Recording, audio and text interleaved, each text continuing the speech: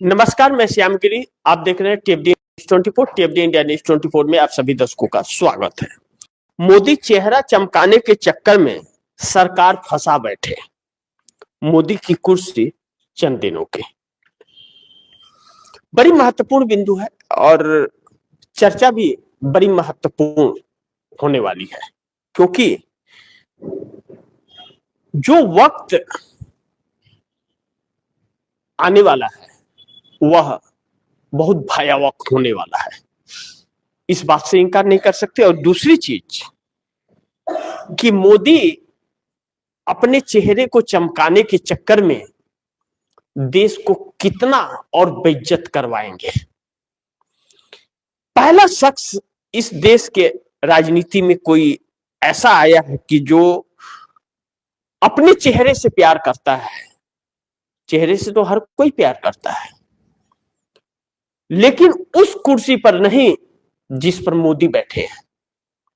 उस कुर्सी पर बैठने वाला शख्स पूरे देश का प्रधानमंत्री होता है, लेकिन नरेंद्र मोदी स्वयं के प्रधानमंत्री बनकर के रह गए। नरेंद्र मोदी जिस तानाशाही को पेश कर रहे हैं,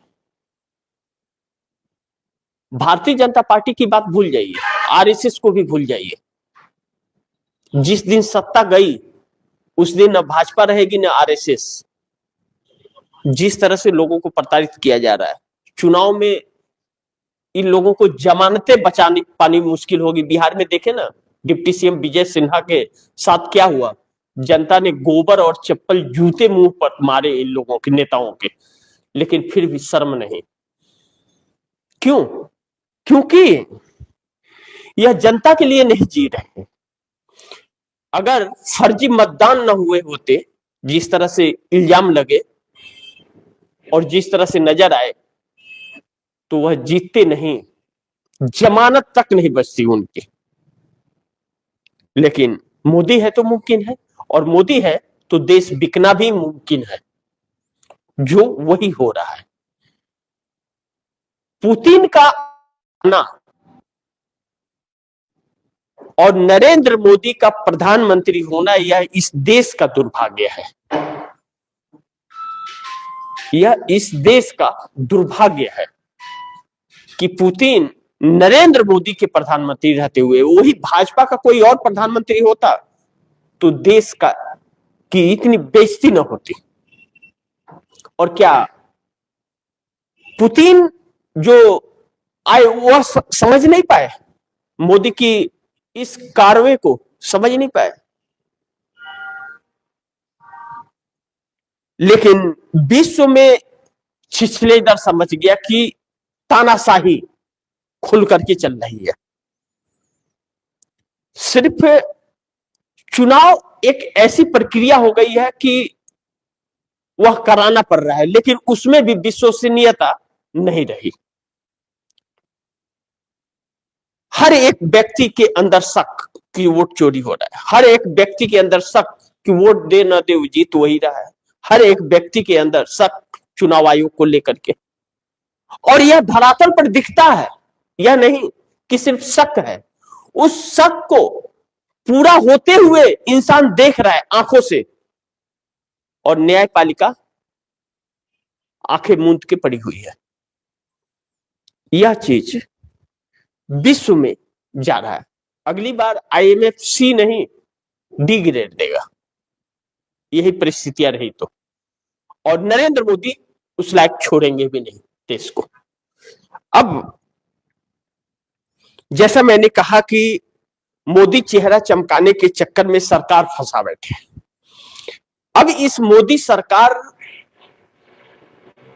की कोई इज्जत नहीं बची। पहले तो चाहे विपक्ष तो अब इन्हें प्रधानमंत्री मानता नहीं, और मानना भी नहीं चाहिए। ऐसे शख्स को कभी प्रधानमंत्री मानना नहीं चाहिए, क्योंकि नरेंद्र मोदी वाराणसी से कैसे जीत करके आए हैं यह देश जान गया। अब तो जान गया, तस्वीरें देख करके सबको पता चल रहा है अब तो। और इस सरकार के कारनामे भी देश को पता चल गए। और जो प्राइवेटाइजेशन किया जा रहा है देश की हर संस्थाओं को, उसका भी कारवा इंडिगो ने दिखा दिया सारा, आने वाले वक्त में अडानी अंबानी भी दिखा देंगे, जो पूरा कनेक्शन कट जाएगा इस देश का। कोई बिजली काट देगा और कोई मोबाइल कनेक्शन काट देगा, कोई नेट बंद कर देगा। एक जगह से कटा तो पूरा देश गायब, उस चपेटे में आ गया। 3 लाख यात्री पूरे देश में फंसे हुए एयरपोर्ट के ऊपर। 3 लाख यात्री, सोचिए। हवाई यात्रा कोई क्यों करता है? क्योंकि उसे जल्दी होती है, जरूरत होती है, तो हवाई यात्रा से जाता है। नहीं तो बस से जाएगा, गाड़ी से जाएगा, लेकिन जल्दी और वक्त बचाने के चक्कर में और आराम से 2 दिन से प्लेटफार्म, रेलवे प्लेटफार्म के जैसे एयरपोर्ट पर लोग बैठ करके इंतजार कर रहे हैं। कोई 12-12 घंटा से कुछ खाने पीने को नहीं है उनके पास। और दूसरी चीज, अब इस सरकार का जो बात आ रहा है कि सरकार फंसा बैठे मोदी की कुर्सी चंद दिनों की। अब तानाशाहों का वक्त बहुत लंबा नहीं चलता है, उनका कार्यकाल बहुत छोटा आता है तानाशाहों का। अब लोग कहेंगे कि 11.5 साल से है ना, है तो 10 साल बहुमत में थे और अब अल्पमत में है। लेकिन अब नरेंद्र मोदी की उल्टी गिनती तूफान की तरह शुरू हो गई है और अब यह आप कह सकते हैं कि विनाश काले विपरीत बुद्धि, इसी क्षण को कहते हैं। यह जो क्षण मोदी का चल रहा है, यह विनाश काले विपरीत बुद्धि। जब विनाश होना होता है तो बुद्धि भ्रष्ट हो जाती है।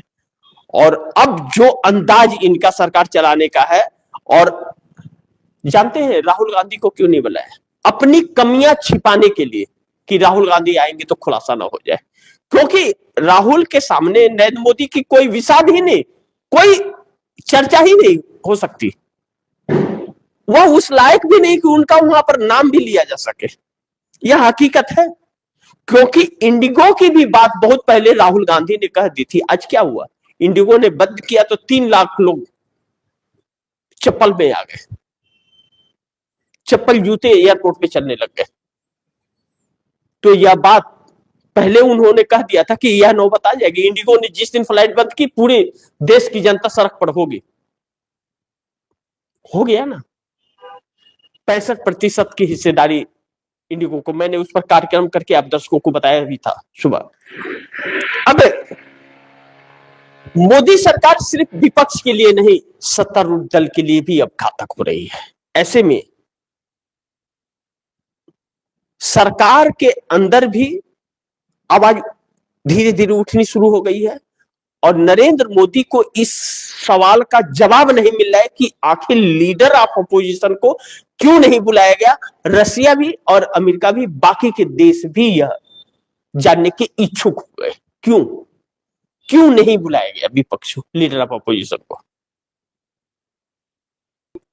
होने लगी है कि विश्व में यह चर्चा का विषय बन गया। मोदी जो जाल बिछाए थे कि चंद्रबाबू राहुल गांधी को, मल्लिकार्जुन खड़गे को हम पुतिन के पास नहीं आने देंगे, और नहीं आने दिया,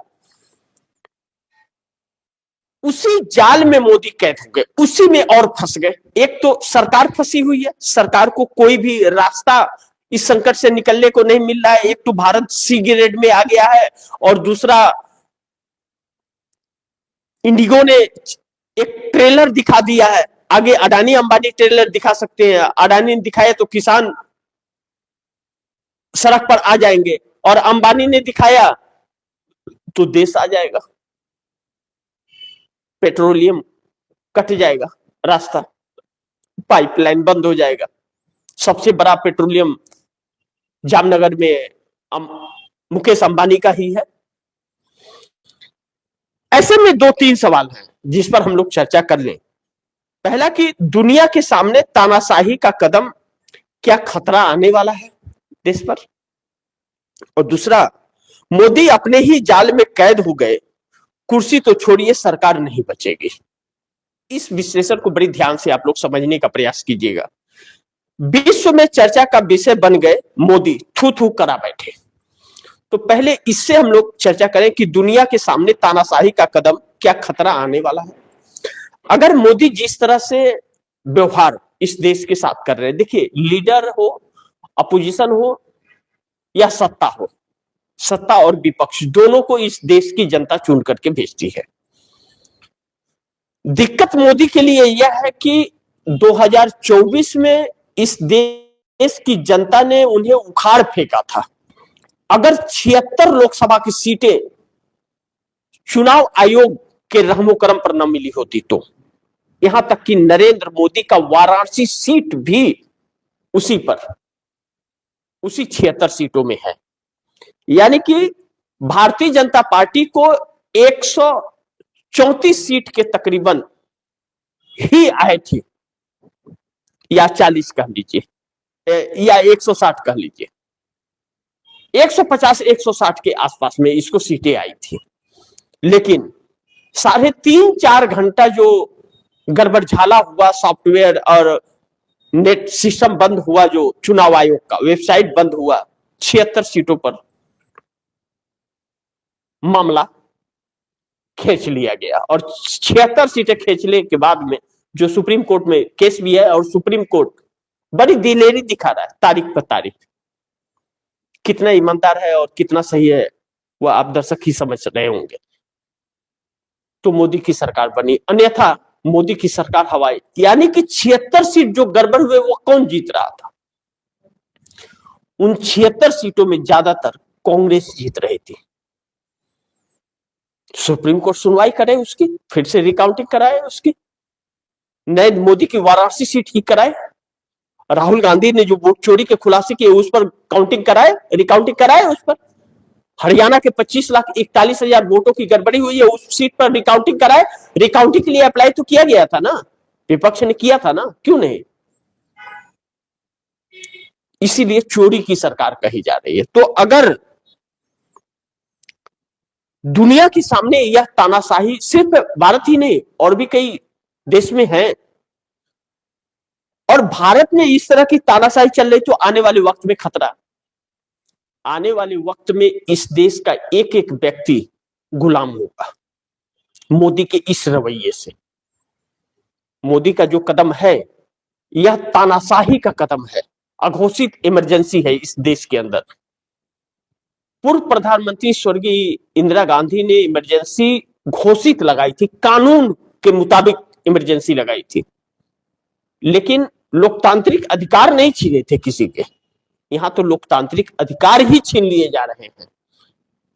राष्ट्रपति भवन किसके कहने पर चल रहा है?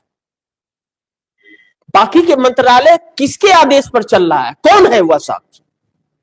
वह नरेंद्र दामोदर दास मोदी है, जो कहता है कि मैं 4th क्लास पढ़ा हुआ हूं, और कभी कहता है कि विश्व का इकलौता छात्र है, इतनी बड़ी डिग्री है, लेकिन डिग्री नहीं दिखाते। तो यह खतरा देश पर आने वाला है गुलामी का। या तो इतना गरीब देश बन जाएगा हमारा देश, जो सोने की चिड़िया कही जाती थी, इतनी गरीब देश, इतना गरीब देश होगा कि दुनिया के सामने हम हाथ फैलाकर भीख में मांगना पड़ेगा। और इस सब के गुनहगार वह 10,000 रुपए लेकर वोट देने वाले लोग होंगे, और नीतीश नायडू जैसे समर्थन देने वाले नेता होंगे। यह जानते हुए भी कि कैसी सरकार चल रही है और क्या सरकार है, किस नक्शे कदम पर चल रही है, कैसा व्यक्ति है, यह जानते हुए भी देने वाला। और अब इसके दूसरे पहलू पे आए कि मोदी अपने ही जाल में कैद हो गए, कुर्सी तो छोड़िए सरकार नहीं बचेगी। इस विश्लेषण को बड़ी ध्यान से आप दर्शक समझने का प्रयास कीजिएगा। मैं यह गुजारिश करूंगा कि जैसा मैंने कहा कि मोदी अपने ही जाल में कैद हो गए, कुर्सी तो छोड़िए सरकार नहीं बचेगी। नरेंद्र मोदी के लिए कुर्सी उतनी ही जरूरी है जितना एक इंसान के लिए जीने के लिए शरीर में प्राण की आवश्यकता है। नरेंद्र मोदी की जिंदगी में उस कुर्सी का वह महत्व है, क्योंकि डरपोक जो डरपोक होते हैं, और चोर जो होते हैं वो जेल जाने से बचना चाहते हैं, और डरपोक जो होता है वह डराने की कोशिश करता है। डरपोक डराने का कोशिश करता है, अपने डर को भगाने के लिए दूसरे को डराने का कोशिश करता है, और चोर हमेशा जेल जाने से बचने के रास्ते तलाशते रहता है कि जेल न जाना पड़े। और यह दोनों चीजें मोदी के साथ लागू होती है। दोनों चीजें, अगर डर नहीं है राहुल से कि इनकी छवि के सामने उसकी राहुल की छवि तेज तर्रार है और मोदी से ज्यादा समझदार राहुल है, तो क्यों नहीं बुला रहे हैं? विदेशी मेहमान के सामने क्यों नहीं प्रेजेंट किए? अटल बिहारी वाजपेयी ने तो किया था, मनमोहन सिंह ने भी अटल बिहारी वाजपेयी को किया था, पंडित जवाहरलाल नेहरू ने अटल बिहारी वाजपेयी को किया था, प्रेजेंट किया था ना? किया नहीं किया था? इतिहास गवाह है इस बात का। तो मोदी ने क्यों नहीं किया? क्योंकि मोदी को डर लगता है कि इस शख्स का, राहुल गांधी ने एक आरोप लगाया, आधिकारिक बयान देकर के राहुल गांधी ने कहा है कि जब मैं विदेश दौरे पे जाता हूं तो वहां के राष्ट्रीय अध्यक्ष हमसे मिलना चाहते हैं, मिलिए। क्यों? क्यों? क्या मोदी की जागीर है यह देश, या भाजपा आरएसएस वालों की जागीर है क्या? आरएसएस के रहमो करम पर यह देश है क्या, या भाजपा के रहमो करम पर देश है क्या?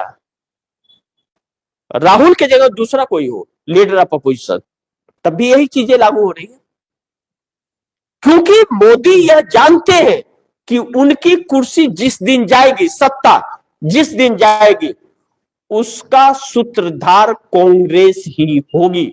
उसके अलावा किसी के बूते में यह दम नहीं कि जो इस देश को चला सके और मोदी का विकल्प बन सके। क्योंकि नेशनल पार्टी के तौर पर कांग्रेस ही है।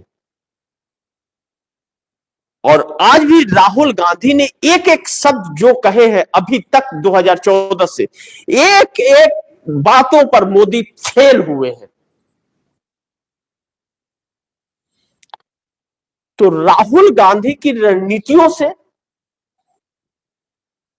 उनके जो वादे हैं या जो बोल है, सच्चाई, उससे डर लगता है। नरेंद्र मोदी यह जानते हैं कि जिस दिन कुर्सी गई और इस कुर्सी पर कांग्रेस आ गई, उस दिन नरेंद्र मोदी की बची खुची बाकी की जिंदगी सलाखों के पीछे ही कटेगी। सलाखों के बाहर नहीं निकल पाएंगे, कोई हस्ती नहीं निकाल पाएगी। इतने उनके खिलाफ सबूत और इतने उनके खिलाफ एफआईआर दर्ज हो जाएंगे, यह इन्हें पता है। तो इसके लिए यह एक दुश्मन की तरह विपक्ष को ट्रीट करते हैं नरेंद्र मोदी। लेकिन अब